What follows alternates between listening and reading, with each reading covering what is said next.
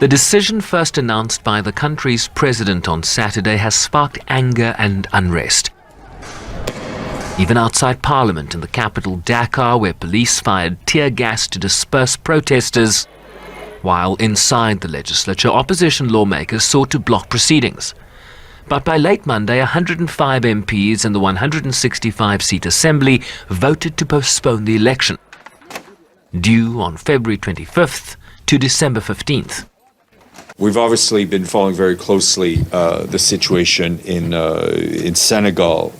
For the Secretary General, it's very important that all stakeholders uphold a peaceful environment, refrain from violence and any action that can undermine the democratic process and stability in Senegal, and to speedily resolve differences through consensus, and especially, I would say, in line with Senegal's long-standing tradition of democratic governance.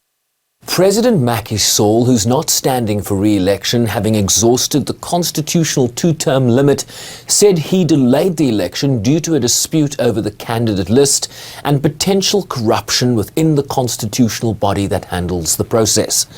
The postponement faced immediate backlash from some opposition parties who've submitted legal challenges to the delay. Top opposition challenger Karim Wade, the son of former President Abdoulaye Wade, has, for example, been barred by the courts from running because of his dual nationality, his mother being French. Authorities have also limited internet access, citing hate speech and threats to public order. In a statement, African Union Commission Chair Moussa Faki Mahamat expressed concern about the political situation in the country and urged competent national authorities along with political and social forces to resolve the dispute through consultation and dialogue. Regional bloc ECOWAS took note of the decision and urged Senegalese politicians to prioritize dialogue and collaboration for transparent, inclusive and credible elections.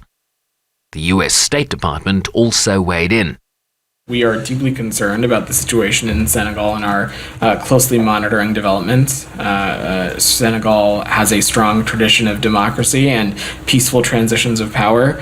And while we acknowledge allegations of irregularities, we are concerned about the disruption of the presidential election calendar. And we urge all participants in Senegal's political process to engage peacefully in the important effort to hold free, fair, and timely elections. We also call on Senegalese authorities to restore internet access immediately and to respect freedom of expression, including for members of the press.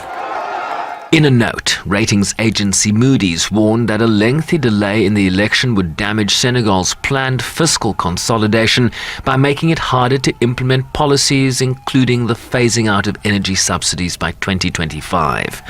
Shervin Bryceby's SABC News, New York.